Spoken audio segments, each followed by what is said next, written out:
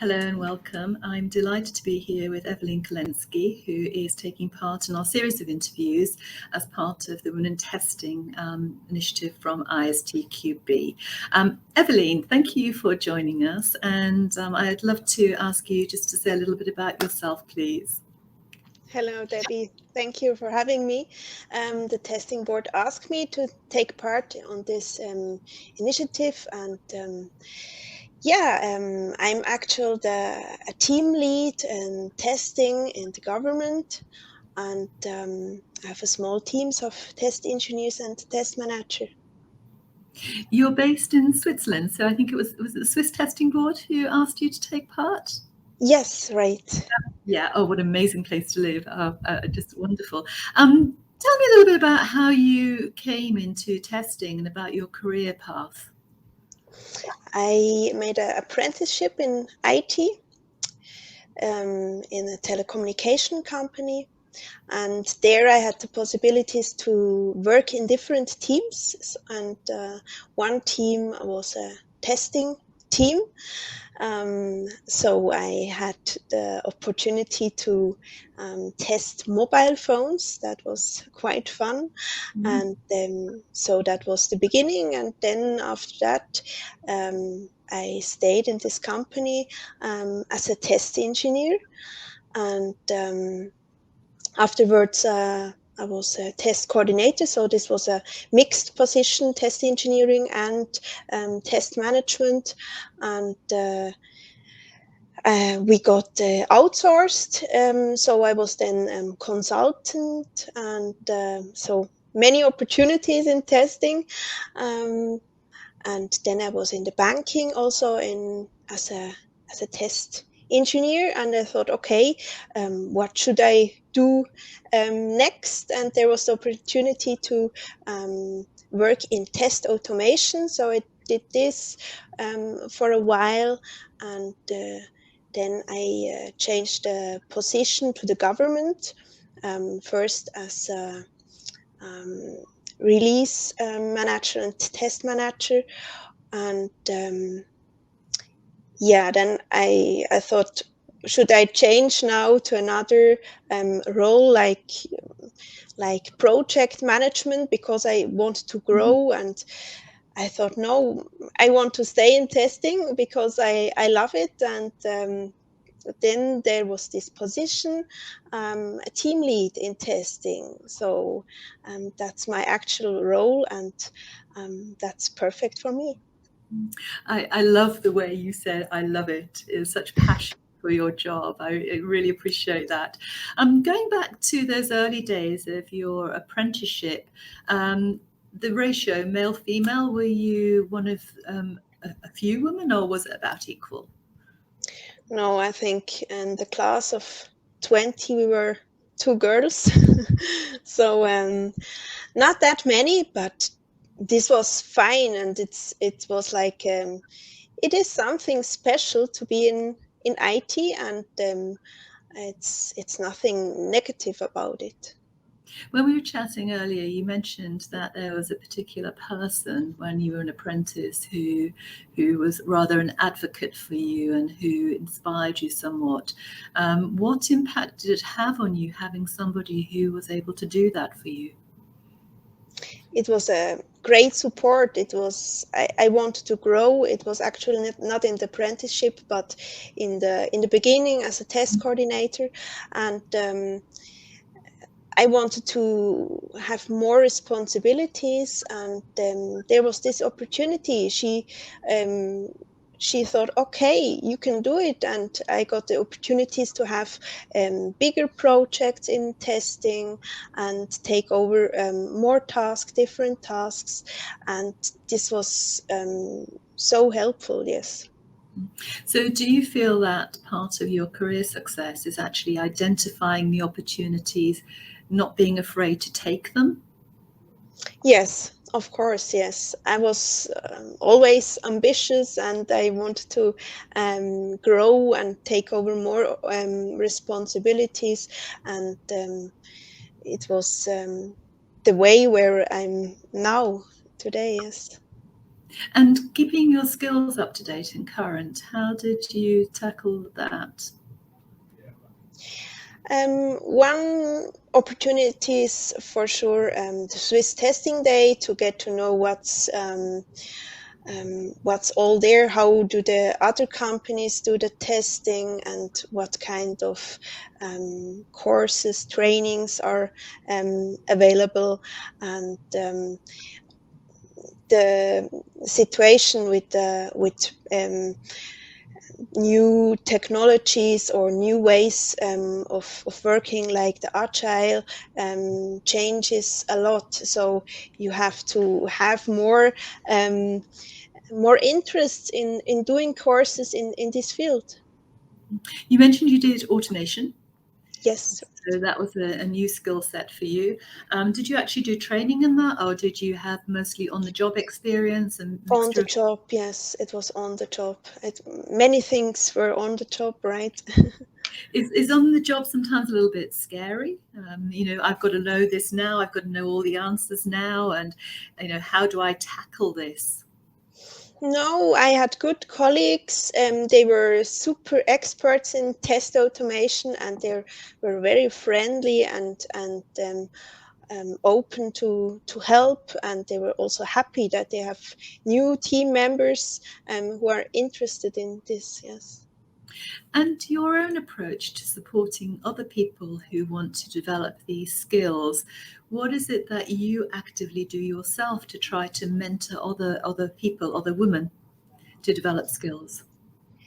In my team, I look what are all our goals, and how can we achieve them. So, and then we check what kind of trainings are on the markets, and I'm always open to suggestions what we should do next.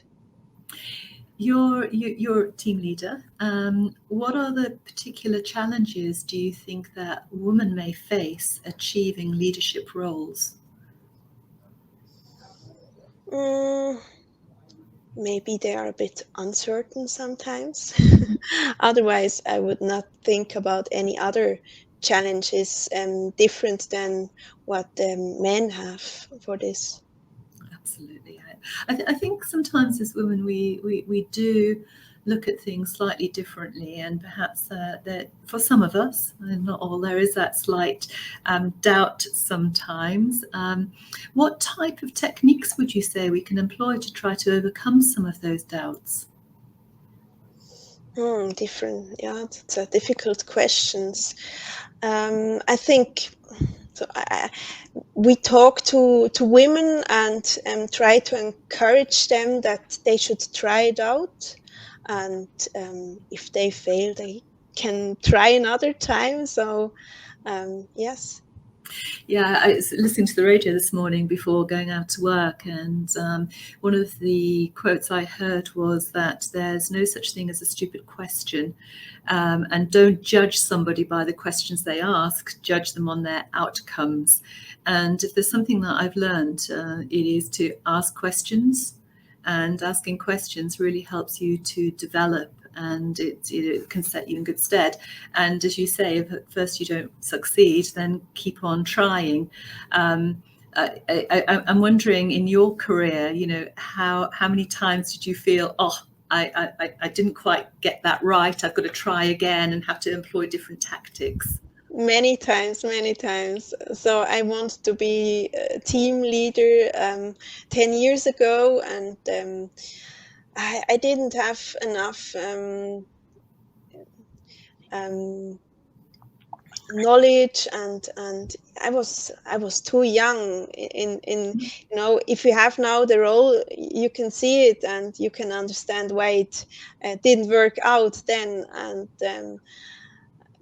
I was disappointed, but now I'm happy to have this team, and to have many people around me who support the testing. If you were to give advice to a younger woman thinking about becoming a tester, what would you say were the top things to think about? You really have to like it. So you have to have the passion, and you have to be motivated to work in this field. Um, you also have to be convincing, Mhm. and because you are looking for failures, bugs, and you have to be also a little bit of polite, because it's important. If you speak to developers and you say no, that's not working, um, they don't like it all the time Mhm. because they did the work. And yes, and yeah, if you are really have the passion, try it out, and if it's not the right thing, you can also do something else. So capitalize on some of those soft skills, which I think, a lot of us as women sometimes maybe underestimate just how important they are. And I think I can say this because I'm a bit older. If women who perhaps have reached a point in their career where they're thinking about a career change into testing, what type of advice might you give a woman thinking of doing testing after perhaps having been in the business and doing other things? Yeah, that's also possible. So the I also think testing is a good opportunity if you have a technical background, but also if you work in business and you want to change into IT. Um, I think it's really important that you are interested in IT.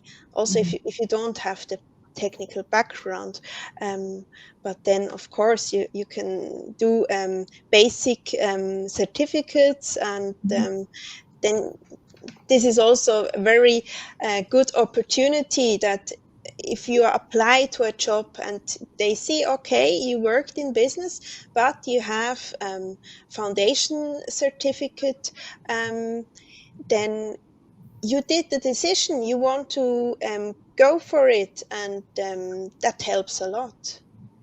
I'm a bit loath to ask this question because, of course, this series of interviews isn't about, saying get ISTQB certified, but I'm going to try to put it in this way, because that's not my intention. But when you're looking at CVs and you're recruiting, do you look at whether people are ISTQB certified? Yes, for sure, because there are not many other certificates in testing. That's the main certificate what you can have in testing. So, of course, experience is also very important. It's good to see, okay, this person worked as a test engineer or test manager in different companies, but also to learn and to have this knowledge about testing is so important. So, um, if somebody doesn't have it, it's quite strange. Does this go back to that thing about passion and commitment to the profession? And, of course, it's not the only indicator. There are lots of indicators to say somebody is passionate about testing, of course. But do you think that, a CV, not seeing the person, not talking to the person with, they've got an ISTQB certificate, says something about, yeah, I just want to benchmark my skills against a standard of some sort? Do you think it says something to you as an employer if they do have that qualification about their commitment to the industry? Yes, for sure. Because you made this decision. You are not the project manager. You're not a business analyst. You want to be a test engineer, test manager, and um, if you can see that you did one certificate in this year, and then you worked in a position, and then you did a second one, a third one, it shows your interest in this and your commitment. Yes. So you'd encourage people to go beyond foundation level as well and think about maybe, test automation, certification, or other things within the ISTQB portfolio? Yes, because this is also an opportunity to change the area. So if you're a test manager and after some years you think maybe I should try something else, Mhm. also a training and a certification is a good start to change, and then you get to know the area, and you can then apply for a job in this area. Do you think asking for experience within an organisation is more difficult for a woman than perhaps it is a man? And that's a slightly loaded question, but we are talking about women in testing. So just to say to all men out there, this is not saying you shouldn't have these opportunities, but I'm just wondering, is it harder for a woman to say, please give me a chance at that job? No, I don't think so. Yeah. About taking the opportunity and going for it and thinking I can do it and seizing that chance. Yes. Yeah. So if you were talking to your younger self about your career and where you could go, what words of wisdom might you give your younger self? It will take some time, and you have to try and try again, and but it will work out, and there will be some disappointments, but also many happy days and achievements. So keep trying, and yeah, that's it.